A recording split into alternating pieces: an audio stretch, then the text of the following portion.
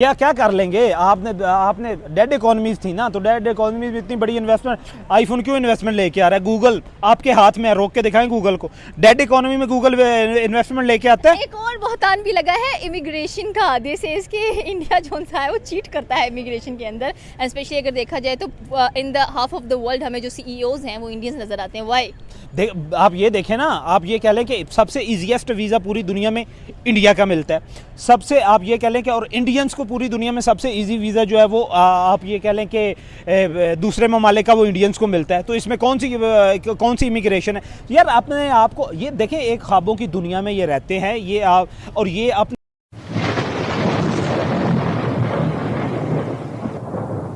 पहली बात यह है कि स्टीफन मिलर ने जो बयान दिया है ना कि इंडिया जो है वो यूक्रेन के साथ, रशिया के साथ मिलकर यूक्रेन में टेररिज्म करवा रहा है, क्या ये उसको टेररिज्म इंडिया लगता है? देखे ज़रा यूएस की हिस्ट्री उठा के देखें, फर्स्ट वर्ल्ड वार में देखें वहाँ पे टेररिज्म किसने किया था। सेकंड वर्ल्ड वार में देखें वहाँ पे कितनी लाखों जानों का नुकसान जो वो किसने किया था? अमेरिका ने। सबसे बड़ा दहशतगर्द तो अमेरिका है। उसमें वियतनाम में सबसे बड़ी दहशतगर्दी किसने की थी? गज़ा में सबसे बड़ी दहशतगर्दी कौन करवा रहा है कि मासूम लोगों की जानें कौन ले रहा है? अमेरिका ले रहा है। सबसे बड़ा America is the biggest terrorist of the world है। और जो इसका हर प्रेसिडेंट, कोई भी प्रेसिडेंट जो आता है, हर प्रेसिडेंट की ये कोशिश होती है कि वो मासूम लोगों की जानें ले, और हर प्रेसिडेंट अपने माथे पे जो वो किलर का टैग जो है वो लगवा के जाता है जब भी प्रेसिडेंसी तो उतरता है। 22 साल ये लोग जो हैं इधर रहे हैं, यहाँ पे अफगानिस्तान में रहे हैं। यहाँ पे इन्होंने कितना बड़ा टेररिज्म, कितनी बड़ी इन्होंने आग की होली खेलते रहे। यहाँ पे कितने मासूम वो जाने इनको नज़र नहीं आती। वो जाने किसकी थी? वो इंसान नहीं थे, वो इंसान के पैदावार नहीं थे।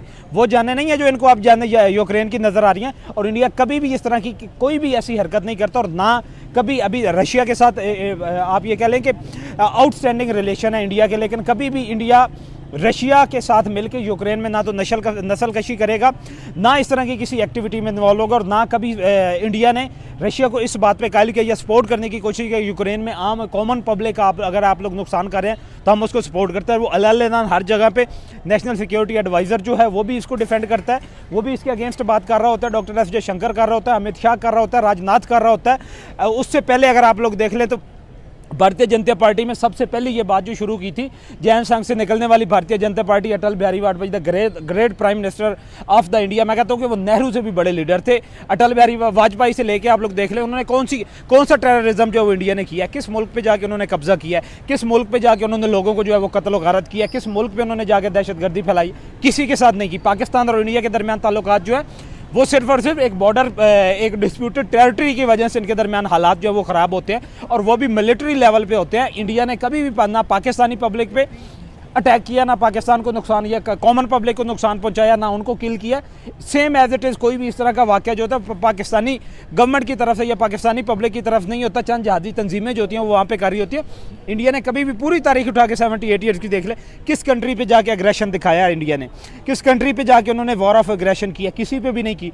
उनके साथ बांग्लादेश है, उनके साथ ईरान है, उनके साथ अफगानिस्तान है, उनके साथ पाकिस्तान है, उनके साथ उसके अलावा आप लोग ये देख लें उनके नेपाल उनके साथ मालदीव उनके साथ है। वहाँ पे आप लोग कहीं पे साउथ अफ्रीका के साथ। उससे पहले ये देख लें कि राजीव गांधी का कत्ल जो था वो इस बेस पे करवाया गया था कि इंडिया जो है वो क्या आप कह लें कि स्टेट टेररिज्म कर रहा है, लेकिन फिर भी इंडिया ने इसको ऑन नहीं किया था। इंडिया ने इसके अगेंस्ट बात की थी। तो ये एक मिलर जो है ये पगलाए हुए सारे लोग हैं। अब ये इनको समझ नहीं आ रहा कि हमने इंडिया को थ्रेट किया, हमने इंडिया पे टैरिफ इम्पोज किया, लेकिन कोई फ़र्क नहीं पड़ा। इंडिया अपने पैरों पर जो है वो खड़ा हुआ है। इंडिया ने कोई मैटर ही नहीं किया। माइंड ओवर मैटर का कॉन्सेप्ट उन्होंने अपनाया हुआ है कि जो मर्जी ये भौंकता रहे, जो मर्जी ट्रंप भौंकता रहे, जो मर्जी जो है मिलर भौंकता रहे, जो मर्जी जेडी वेनस जो है वो भौंकता रहे, लेकिन हमने कुछ भी नहीं करना। हमने चुप करके अपना काम करना है, और वो वर्किंग करे मेड इन इंडिया पे। अरे भाई कौन सुपर पावर कहाँ से अमेरिका? आप सुपरियरिटी, आप ये कहते हैं कि अगर इंडिया आपकी बात माने तो फिर तो इंडिया बहुत अच्छा है। इंडिया आपकी बात माने तो इंडिया, ये बड़ी अच्छी बात कही आप। तो दोस्तों ये थे पाकिस्तानी पब्लिक के रिएक्शन, और ये पाकिस्तानी बंदे ने बिल्कुल सही बताया कि इंडिया ने अमेरिका की एक भी नहीं सुनी, इसीलिए अमेरिकन प्रेसिडेंट डोनाल्ड ट्रंप और अमेरिकन पॉलिटिशियन बौखला गए हैं, और अब तो इंडिया के सामने उल्टी सीधी बातें भी करने लगे हैं। इतना ही नहीं दोस्तों, ट्रंप ने तो इंडिया पे टैरिफ लगाने की भी बात कर दी है, लेकिन दोस्तों इंडिया ने भी अमेरिका को करारा जवाब दिया है।